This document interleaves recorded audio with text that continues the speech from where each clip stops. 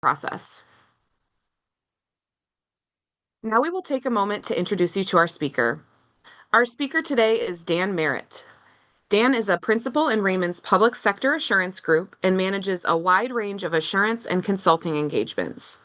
He works extensively with municipalities, counties, school districts, and special purpose governments and is well positioned to help you navigate the complexities of legislative and regulatory change. Dan, you may begin the presentation. Thanks very much, Ashley, for that great introduction.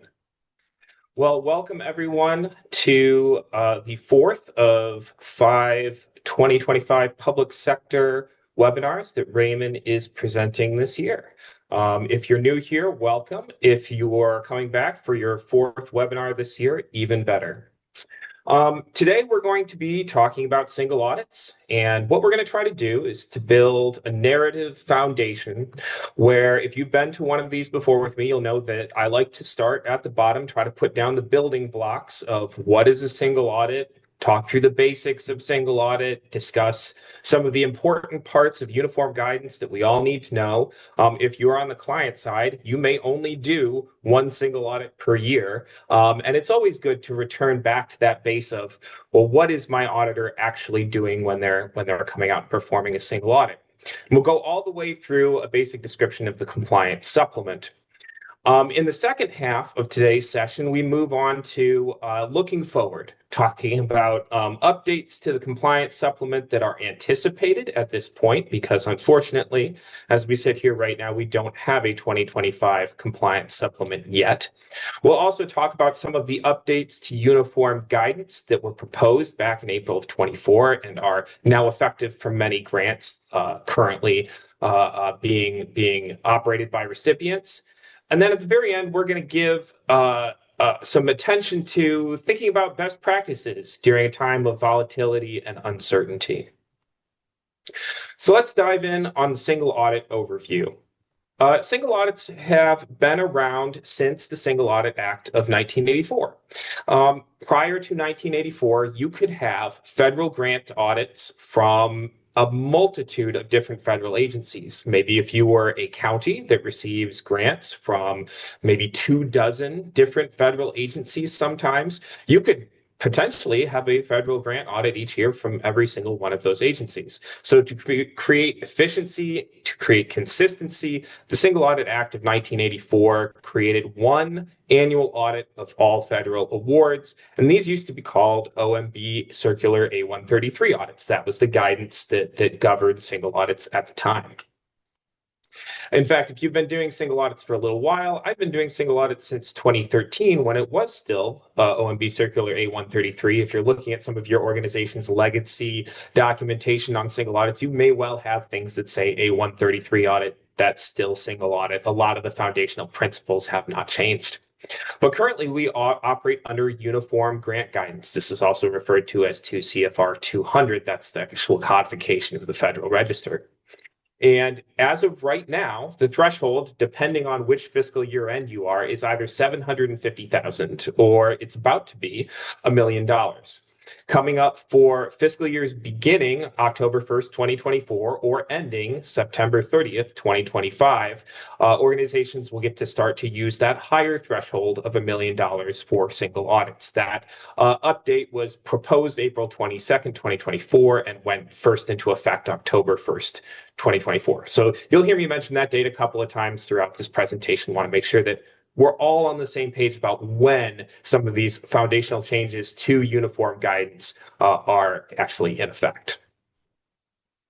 So there are 4 primary stages to single audit. Let's walk through each of them one at a time. Make sure we all understand what does it take to actually get you through a single audit. So stage 1 is, do we need a single audit? And this usually starts hopefully a couple months in advance of actual audit fieldwork, where you start to review your federal expenditures, federal revenue accounts, reconcile those grants, think about what your award funding is in its totality. Will you spend all of your award funding? And communicate back and forth with your auditor about whether or not you actually think you need a single audit. If you expend more than $750,000 in a single year, or once we get to that September 30th year ending date, it'll be $1 million. You will need a single audit for your organization. And what that's going to require is that CIFA gets tested in accordance with what used to be SAS 119, which was superseded by 137. It's about in relation to opinions, right? So any single audit has to come with a yellow book financial statement audit. Those two things are going to be together. When we talk about the reporting, we'll talk about the opinions that come with that. But you can't have a single audit. You can have a program specific audit, but you can't have a single audit without a yellow book financial statement audit, because we have to test your CIFA in relation to your financial statement audit and make sure that the information presented in both places is accurate and correct. Second, your auditor has to do some major program selection. Now, this used to be called CFDA number. If you group programs by CFDA number, Catalog of Federal Domestic Assistance, it's now called the Assistance Listing Number, but it's roughly the same thing, just now it's housed on SAM.gov. What auditors are going to do is they're going to divide programs into type A and type B. Now, the cutoff used to be 750,000, just like the total audit threshold cutoff was. And starting with these September 30th year ends, it's going to be $1 million separating between type A's and type B's.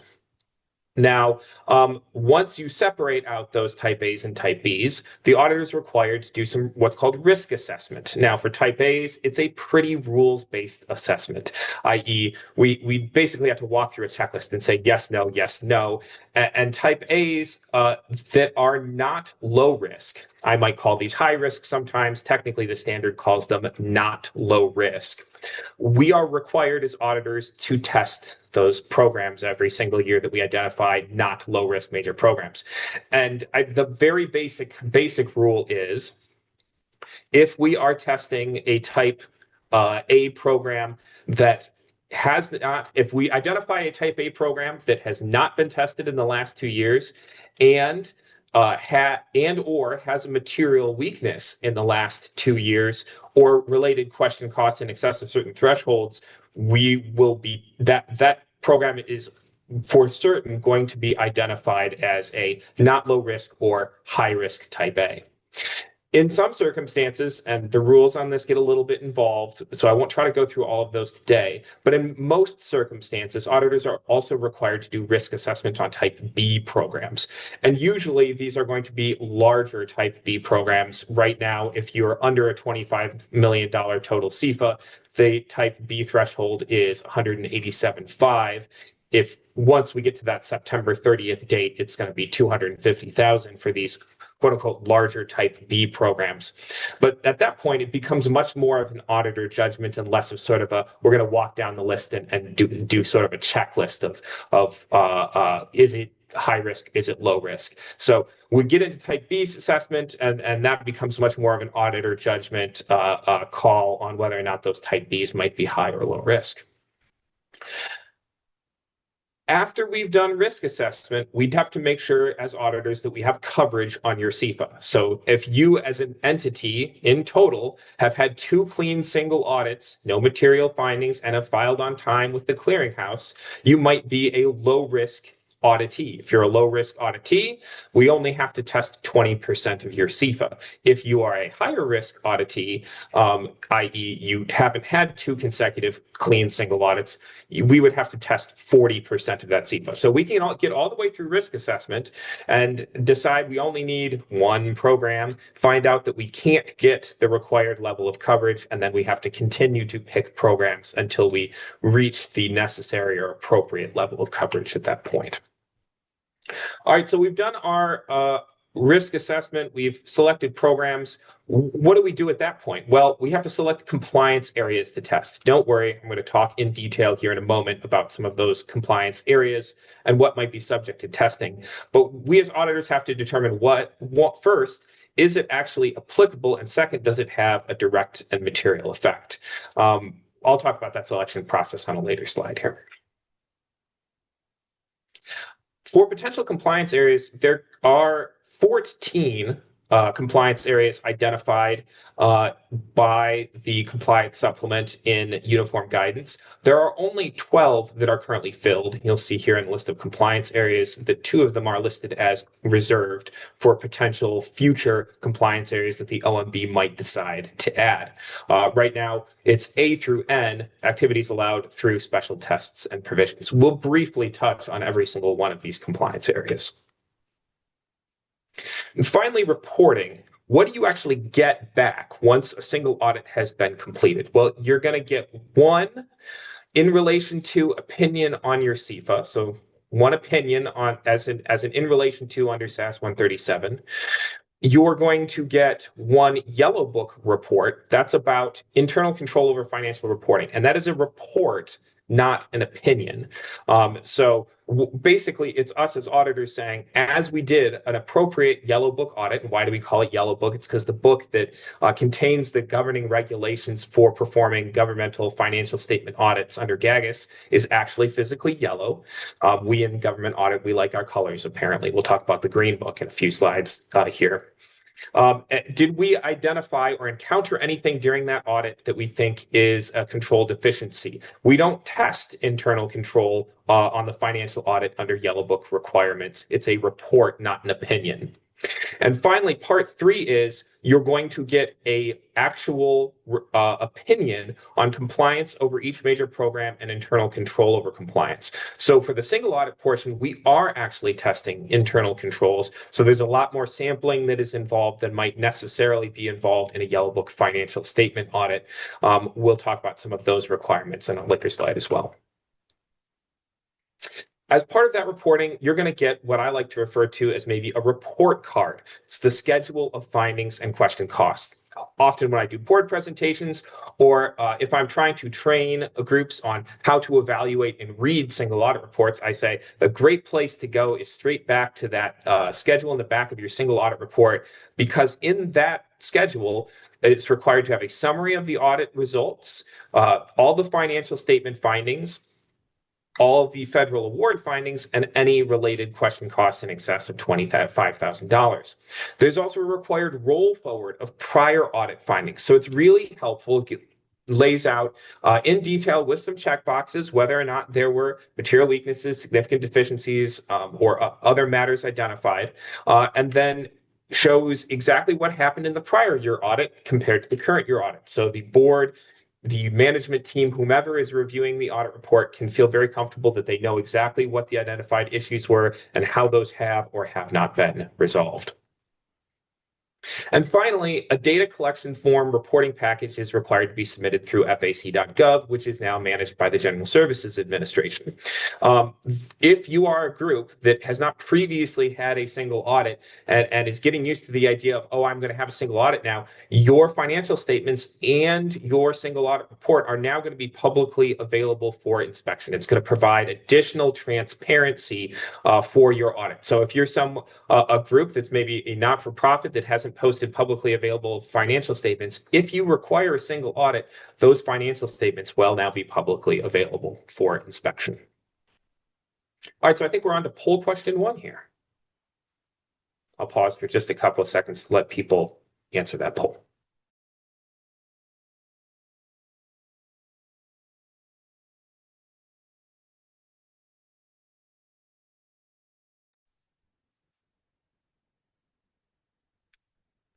Uniform guidance, as I mentioned, 2 CFR 200 is split up into a couple of sections, but it combined previously issued OMB guidance. If you remember doing single audits back before 2014-15, when the first uniform guidance update came through, there were administrative requirements, there were federal cost principles, and then there were single audit components that was listed as A133 in the codification at that point.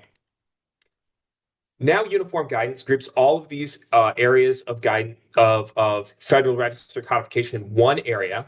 We're going to talk mostly about parts D, E, and F here today. A, B, and C, also good, useful, helpful if you're trying to understand context on what's in D, E, and F. But D, E, and F have the most direct applicability to actual performance of single audits. There are also appendices to the uniform guidance. The one that gets the most attention every single year is the compliance supplement because it's revised and updated every single year. Also, the data collection form is Appendix 10, and that provides detailed guidance on what must be submitted with the data collection form through FAC. Under Subpart D, standards for financial management require that recipients comply with all requirements of the award, have performance measurement systems, have financial management systems.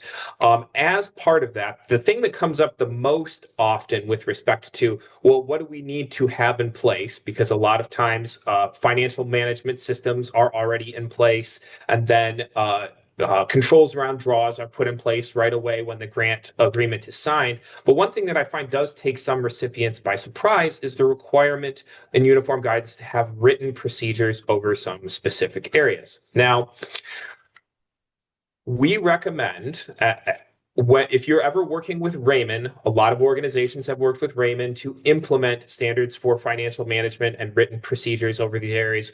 We have a template and we help clients implement standards over all the required compliance areas in Single Audit. But uniform guidance requires 5 specific areas, which are internal controls over payments or cash draws. How are you going to draw down that funding?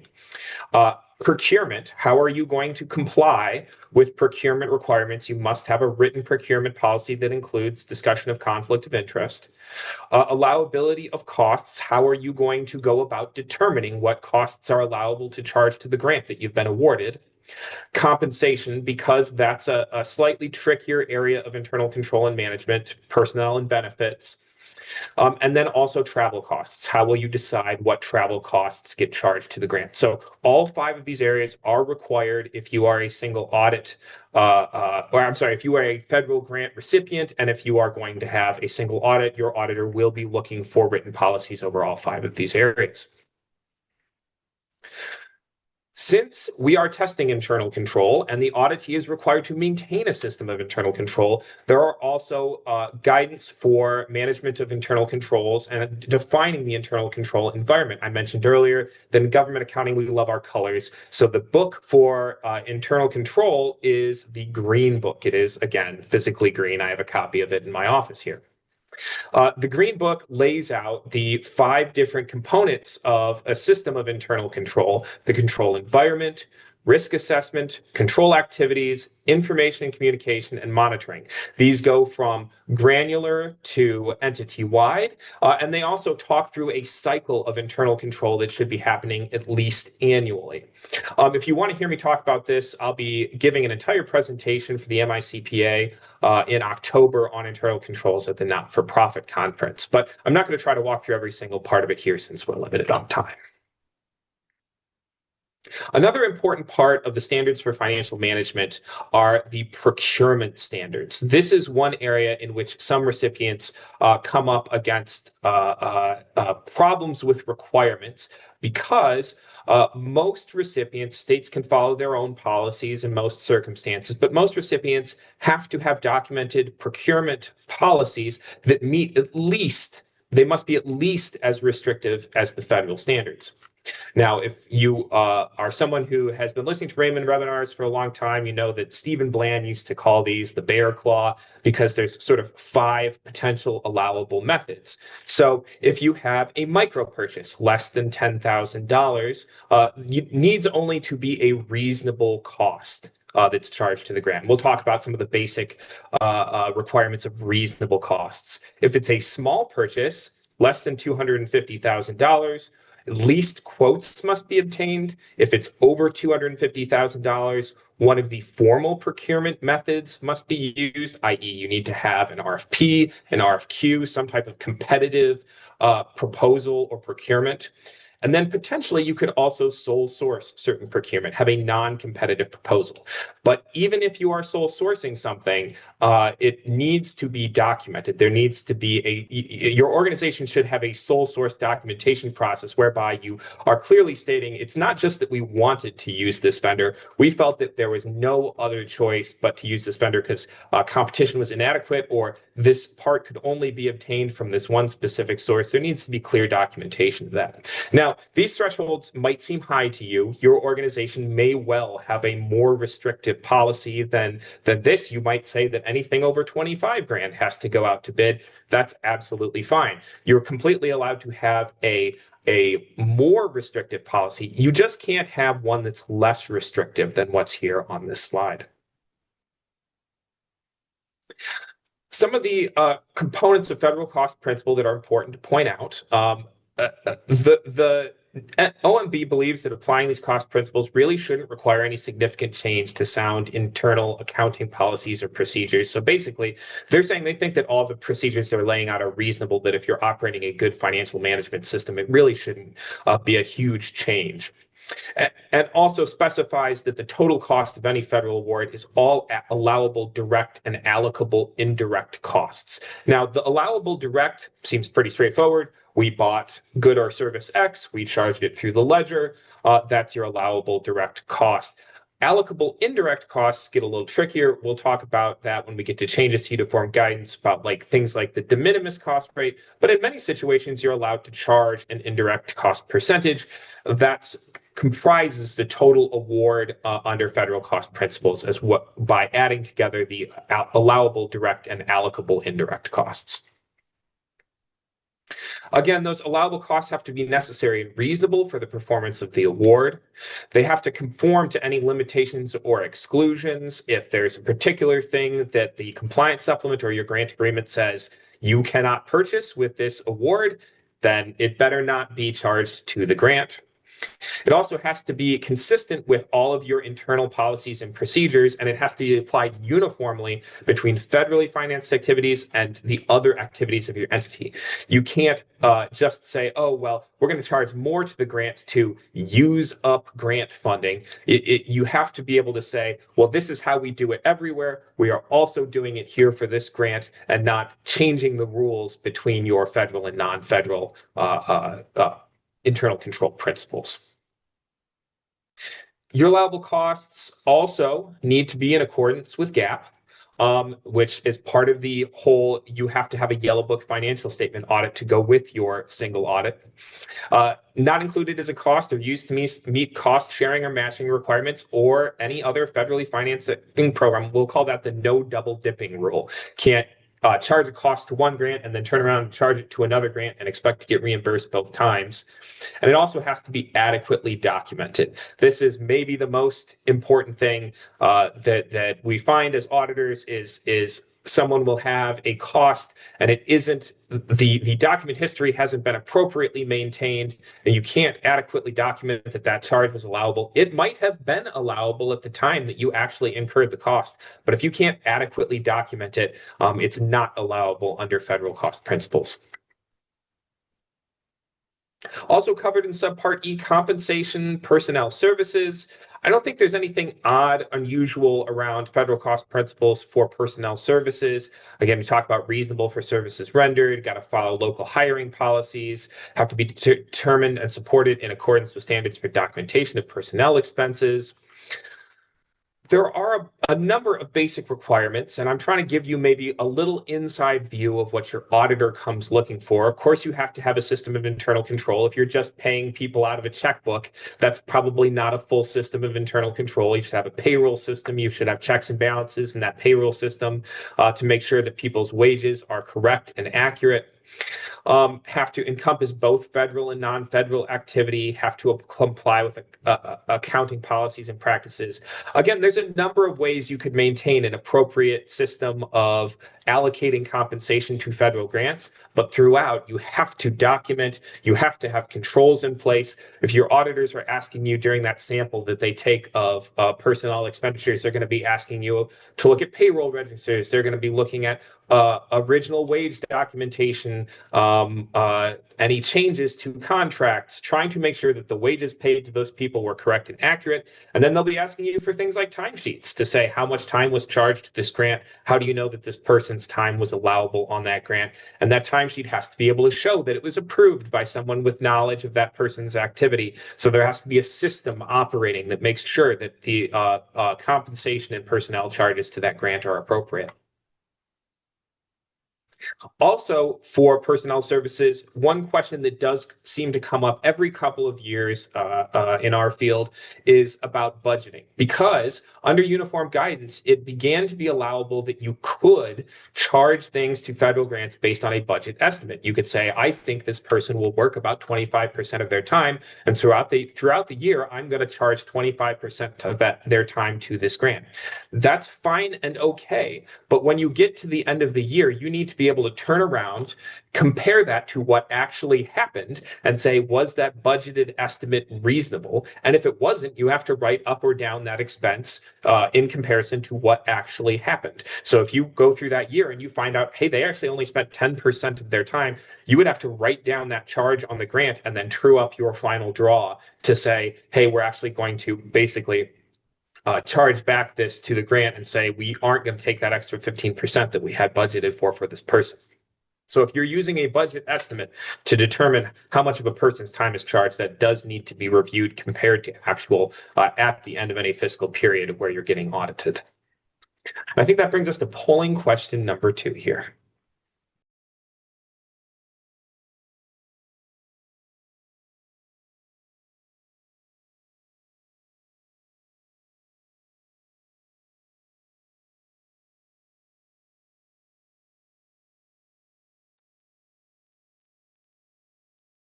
Hopefully everyone got that right and remembered what the sections of written policies and procedures that are required are.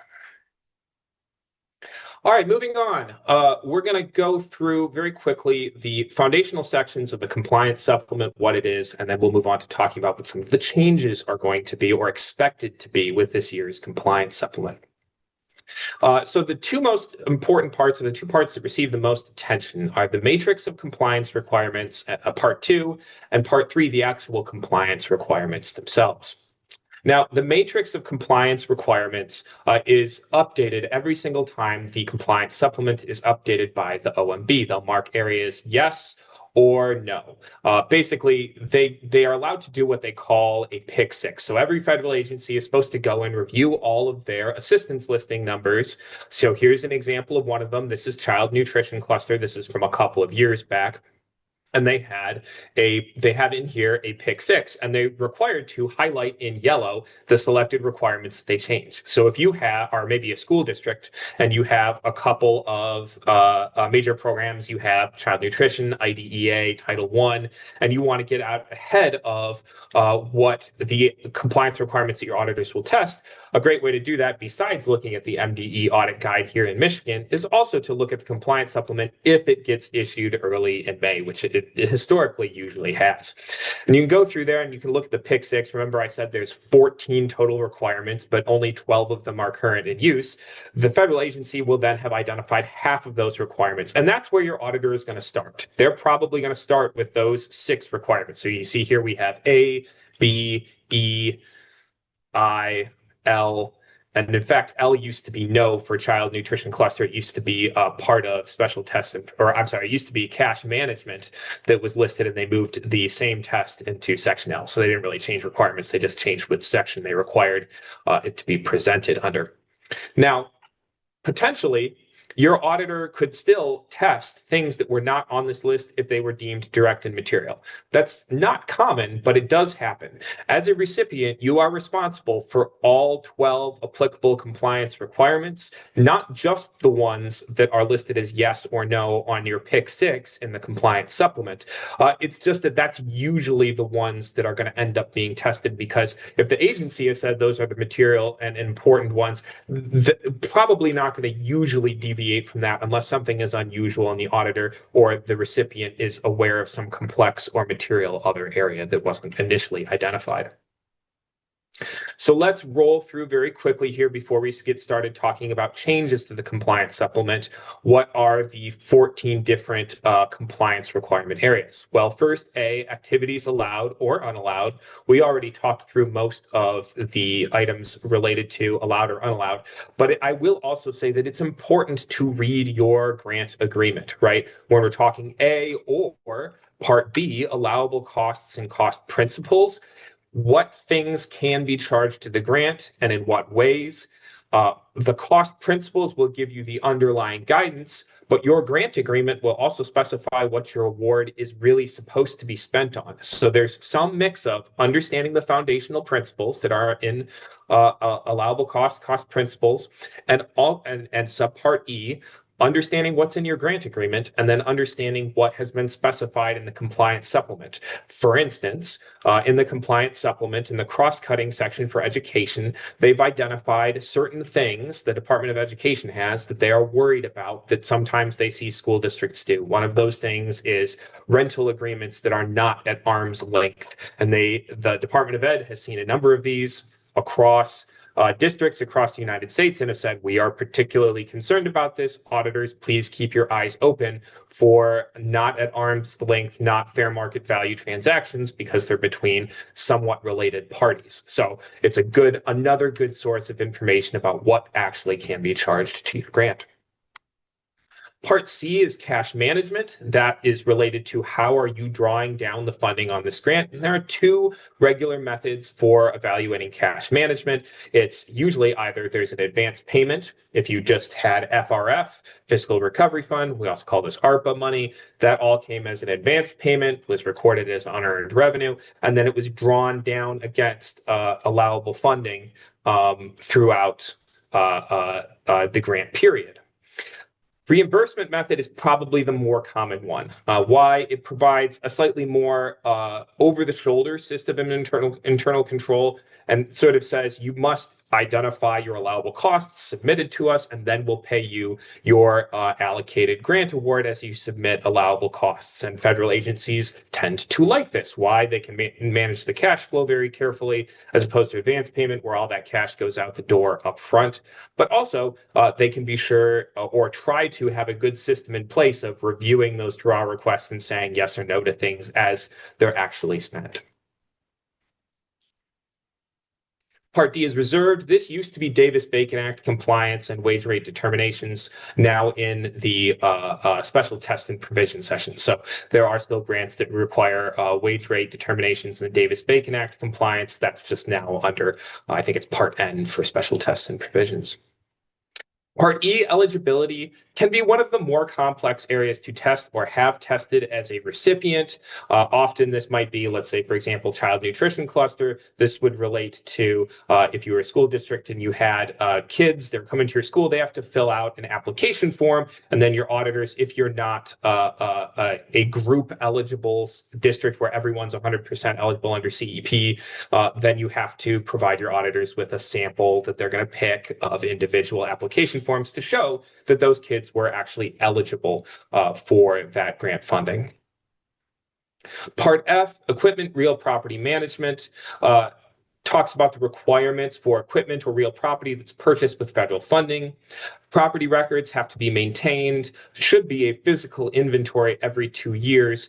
And then maybe most important and most forgotten is, especially if you have a large piece of equipment or property is maybe of the most concern that you purchased with federal funding and you noted that in your record system and you're selling that property that was purchased with federal funding. Technically, you have to ask the federal agency whose funding that was what they want you to do with it. Do those proceeds get to stay on your books as the local? Do they have to go back to the federal agency? Does that property need to have some specific requirement related to it? So it's always good to ask if you've got something indicated as federal funding, the federal agency, what should we do to this? Again, this testing threshold under uniform guidance, it goes up from 5,000 to 10,000 under new uniform requirements.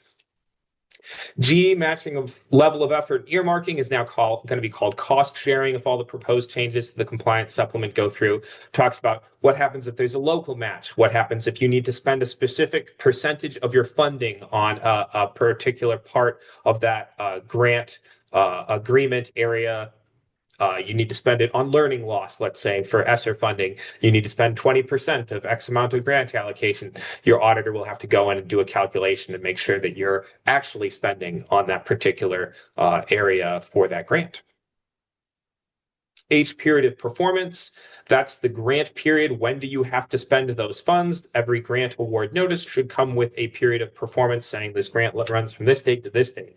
The time to be careful about this is when your period of performance is not the same as your actual fiscal year. If you start to think on a fiscal year basis, you're not thinking about what's the period of that grant. You might end up accidentally spending things outside of that period of performance. And again, if you have obligations that are unpaid on that grant, they need to be liquidated within 90 days of the end of that funding period.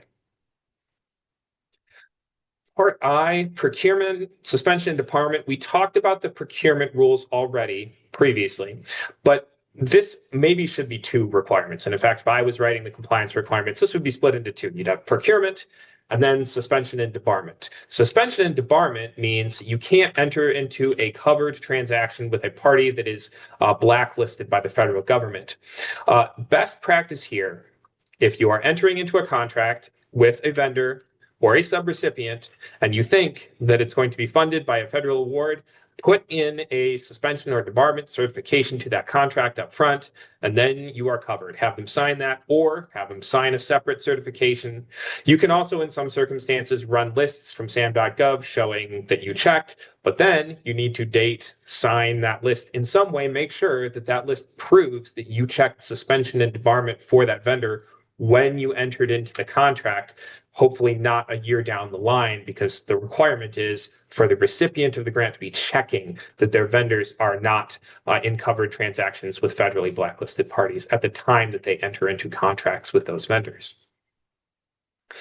J is program income. Say you run a program through a federally funded grant, and you've got income being generated through interest, refunds, fees, proceeds from sales, something like that. Make sure you are tracking that. You know where it's being spent. Usually it's required to kind of go back into grant activities, but in some cases it could be used for matching requirements. It needs to be tracked. Usually it's included on your CFA as part of the grant award. K used to be for real property acquisition and relocation assistance. Now it's reserved for future purposes. L is reporting. There are a number of different types of reporting. I won't go into this in too much detail because it's hard to cover every single possible area of reporting. We do usually talk about FFATA. FFATA is back. It's still under FSRS. It's being moved to a new website. So if you are passing through funding to a subrecipient, you may need to make FFATA disclosures to the FSRS website. Your auditor may need to test that area. Auditor may also test any draw or any report that you're regularly required to submit as a condition of that grant. And those reports should be showing evidence that someone was preparing and reviewing those reports. Think about them like bank reconciliations. If there has to be internal control that we test related to reporting, that means there needs to be a process by which you are making sure that that report was correct before it goes to the feds. Otherwise, you don't have internal control over this compliance requirement. Subrecipient monitoring. Oh boy, I think last year I spent about 20 minutes just talking about subrecipient monitoring. So this year, since I don't have quite that much time, let's just talk about 5 good best practices. First, have a subrecipient monitoring policy. Second, have a template for subrecipient contracts that includes all of that important stuff like suspension and debarment certifications. 3, have a written process for monitoring subrecipients. 4, have a written management decision template, since you need to monitor and issue management decisions for any subrecipients that have issues on their single audits. And 5, designate a responsible individual to manage this entire subrecipient compliance process.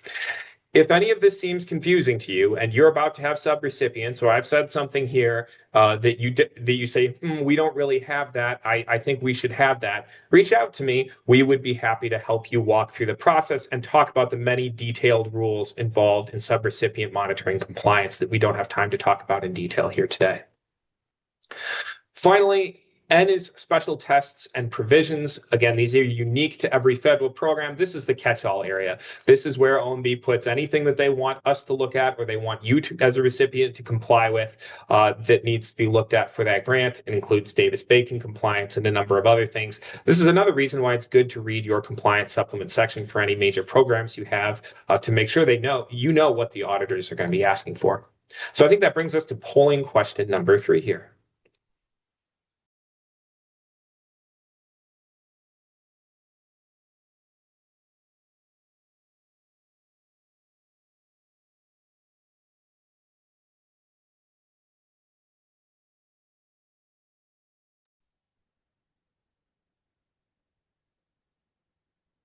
All right, now we move into discussion about what's happening next. Updates to the compliance supplement. Again, remember I mentioned that this is Appendix 11 to Uniform Guidance, gets reissued every year. Unfortunately, as of today, the OMB has not yet issued the 2025 compliance supplement. That compliance supplement applies to audits for fiscal years uh, uh, beginning on or after June 30th, 2024. So ending June 30th, 2025 here.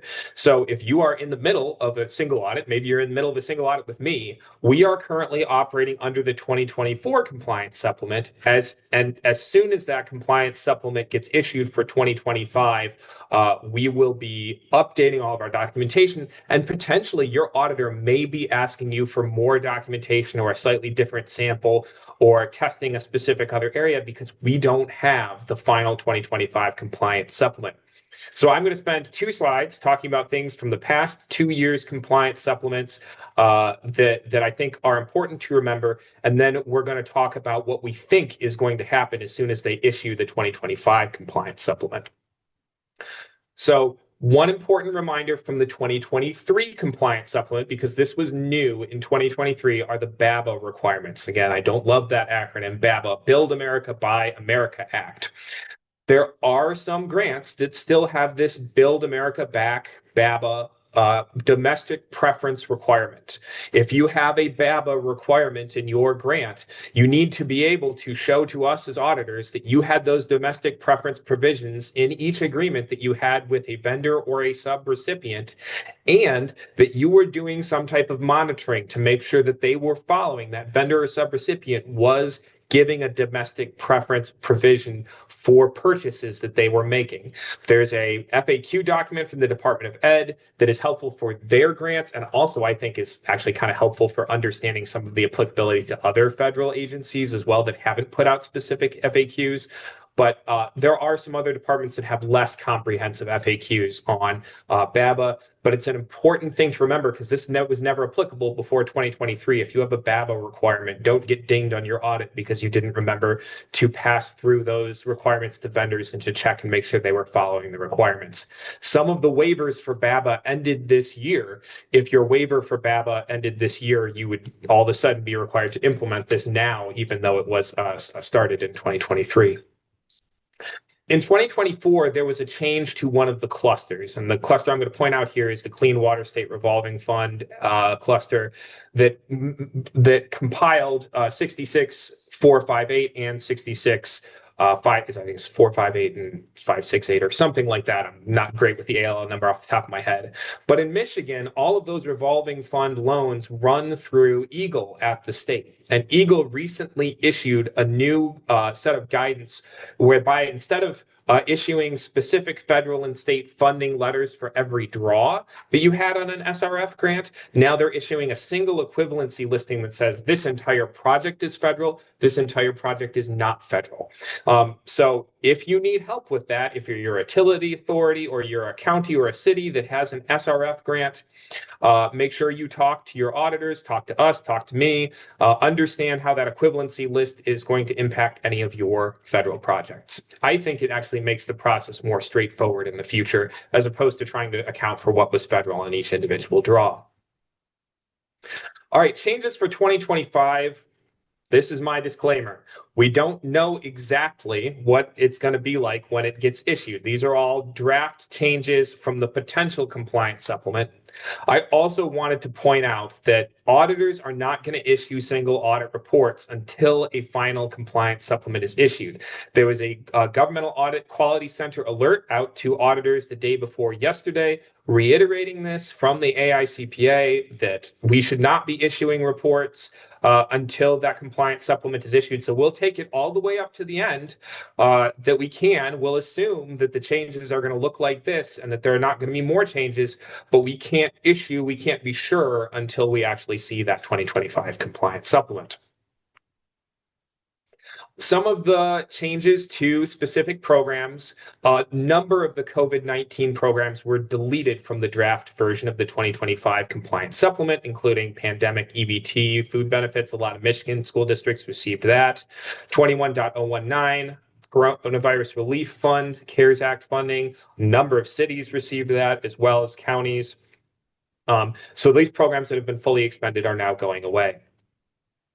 There are a couple of new programs, Title 4E Preventative, Summer Electronic Benefit Transfer Program for Children. I haven't seen too much funding from most Michigan governments yet on these, but those are new and added to the compliance supplement this year. They also changed the high risk table. Now, remember back when I talked about identifying type A and type B programs for your single audit. One of the things that they put into the compliance supplement starting, I think it was 2 years ago, was identifying specific programs that the OMB believed were high risk, that we as auditors were supposed to assess as high risk. That table in the draft version of the 2025 compliance supplement is down to just Medicaid cluster and the abandoned mine land reclamation project, which if you are in Michigan, you probably are not doing a lot of abandoned mine land reclamation. Maybe if you're doing audits in West Virginia, that would be a bigger deal. So this is good because two of the programs that were still on the list, the Emergency Rental Assistance Program and the Coronavirus State and Local Fiscal Recovery Fund, are no longer supposedly in the final version going to be listed as high-risk programs and no longer be required to be tested just because they were tested in the previous period or just because they are type A for this year. If you are an organization that received an alternative compliance examination, this might be a number of townships in Michigan for the first time ever would have been eligible for single audit, but instead had an alternative compliance examination for their FRF funding. Maybe you've closed this out. Maybe you're doing your last year of alternative compliance examination. Let's call this single audit light. Remember that as you go through your annual P&E report in April, you're supposed to be submitting that compliance examination that you had done either by us or by some other firm to Treasury via that FRF portal as part of that annual reporting. So that's an important thing. That's how that's submitted. It doesn't go through the FAC before it transitioned to the General Service Administration. If you had an ACE report, you would submit that through the FAC portal. That's now being submitted through the Treasury portal. I think there's a change in how that process flow is on the Treasury website. Also, just here, a very quick review of some of the changes to uniform guidance that came out. These are not new. This all has been talked about in previous single audit webinars. These were all released on April 4th, 2024. Again, the federal government released them intending to remove compliance costs, remove barriers to entry, offer notices of funding opportunity. But when it comes to single audits, and the single audit date we're about to hit is that September 30th. Remember, fiscal year is beginning October 1st, 2024, ending September 30th, 2025, is increasing that total threshold and the type A threshold from $750,000 to $1 million. Also changes some of the requirements of what needs to be reported on the CFA for audits covering multiple recipients, and raises that de minimis indirect cost rate from 10% to 15%. So if you're electing de minimis indirect cost rate, either for one grant or for all of your grants from a specific federal agency, you now have a higher rate that you can use for a de minimis indirect cost.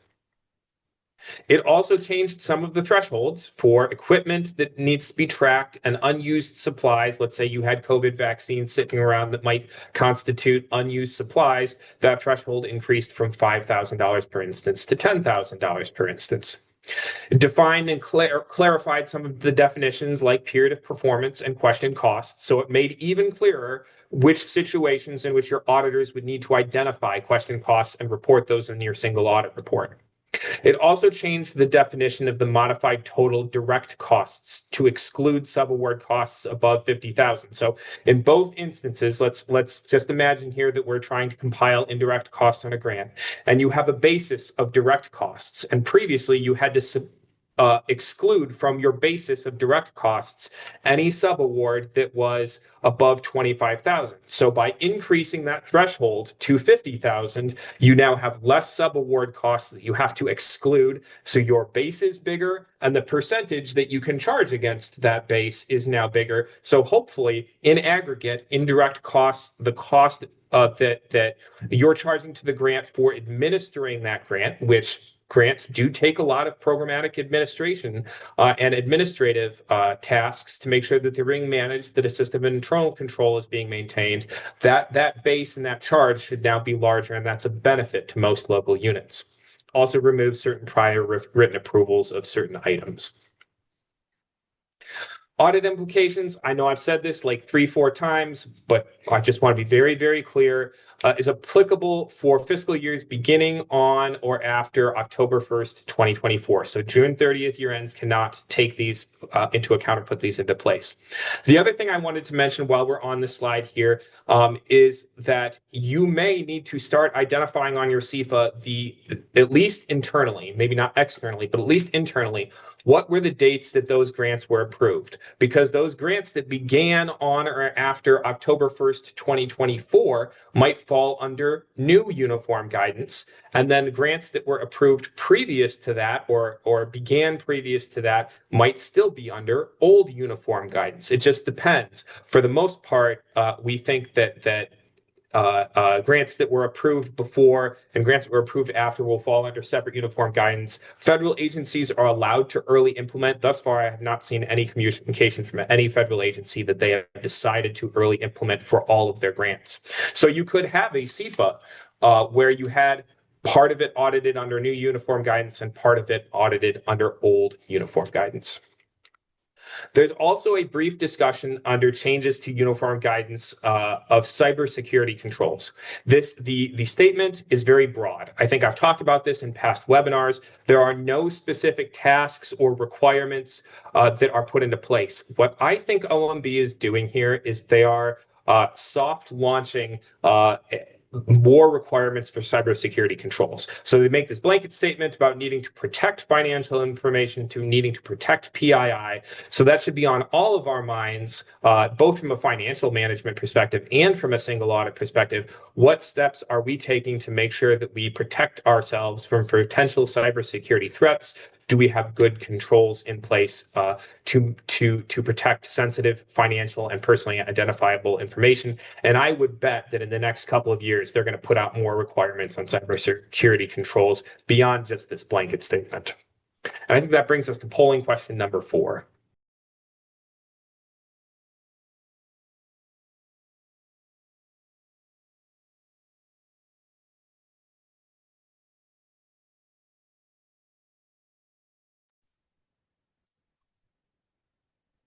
All right, hopefully you remembered my comments from the auditing implications tab and got that right. So let's talk for our last 5 minutes here together about best practices in a time of uncertainty. We know that there's a lot of volatility in the current federal environment, a lot of uncertainty. Heck, I'm sitting here giving a presentation about single audits and the compliance supplement when we don't have a compliance supplement yet, and it's August 20th now. So what are some things that you could do to try to be prepared for a rapidly changing environment? Well, I know at least 2 of my clients that have done steps 1 and 2 on the slide about strategic planning in governments, right? Forming a committee to think about what would be the impact on our operations and developing a contingency plan. I had a school district that sat down with program staff and financial staff and the superintendent and said, what would happen if the feds cut program X? And then what would happen if the feds cut program Y? I think this was as a direct response to the freeze of $7 billion in funding, but that's a great tool or strategy for doing planning in governments in an uncertain time, because you are having a concrete plan for what would you do if suddenly funding got frozen or canceled. What would be your next step? You don't get taken off guard if there's a random letter on a Tuesday from your federal agency saying we're holding all of this funding. You have a plan. And then it's important to stay informed on policy shifts. And I think one of the best ways to do this is by being plugged in to organizations like MSBO if you're a school district, or the Michigan Municipal League if you are a city, or the Michigan Association of Counties if you are a county or a township. Being plugged into organizations like Michigan Government Finance Officers Association, where they have MML, where they have MAC, the Michigan Association of Townships, come in and talk about legislative updates, where you get regular communication on the lobbying being done. Staying on top of policy shifts will help you be agile and flexible when an executive order comes out or a legislative change impacts grant eligibility or funding levels. On the granular side, if you are a financial officer doing financial management and compliance, it's important to understand cash flow. It's important to be optimizing your grant drawdown process, especially if you think there's a chance that your grant could be canceled or the funding could be frozen. You don't want to be sitting on 6 months of expenditures that you are planning to submit as eligible. You want to be submitting twice a month, once every week, as often as they'll allow you to submit for grant drawdowns, and that you can do in an efficient and equitable manner that will keep your cash flow as supported as it possibly can be in the case that there's any type of pause or freeze in federal funding. It's also important to review your internal controls, know what your grant agreements say about termination clauses, reporting obligations. You don't want to give the federal government, federal agencies any reason to try to eliminate or cancel your federal funding. You want to be complying with all aspects of grant agreements. You want to have solid internal controls.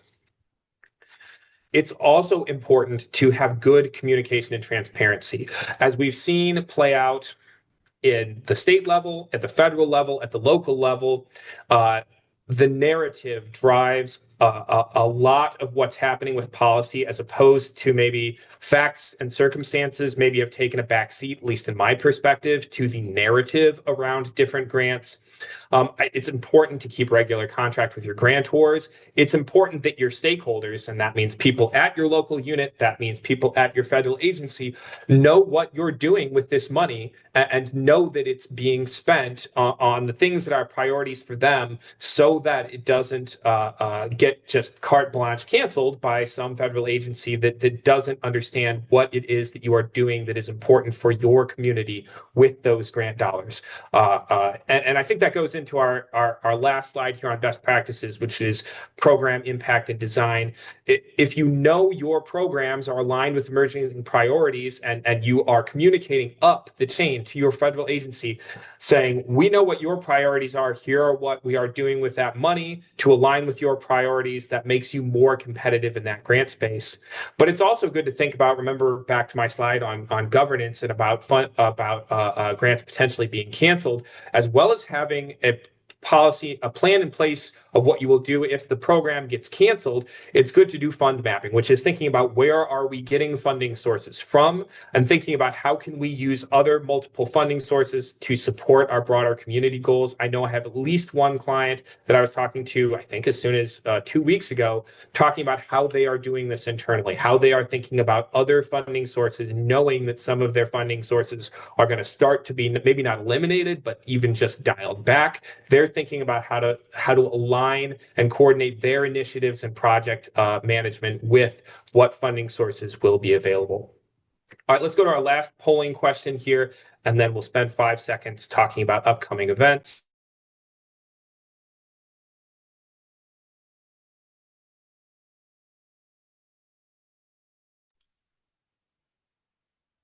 Hopefully everyone answered that polling question. Make sure you answered at least 4 of those to get CPE credit. If this hasn't been enough for you, if you want to hear more about either the compliance supplement or some of the other areas where we're presenting, first, when that compliance supplement comes out, we are expecting to issue some thought leadership articles trying to walk through some of the things in more detail that we covered here briefly today about what changes might be in the 2025 compliance supplement. And also, we're presenting at some upcoming conferences. Remember, I talked about the importance of being plugged into MML, MGFOA, the MICPA is another one that it's important to stay current with. We're talking at all of those conferences. We'd love to come have you attend some of our sessions in those areas.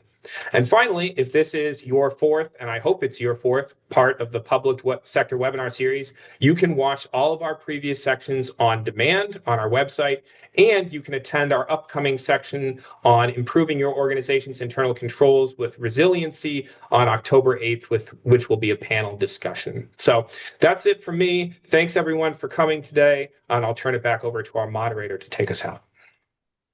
This concludes today's program. Thank you so much for joining us. With respect to people's time, we will be reaching out directly to answer all the questions that were submitted. If you would like to learn more, please visit Rehmann's website at www.rehmann.com. You can also email us at publicsector@rehmann.com. Thank you and have a great rest of the day.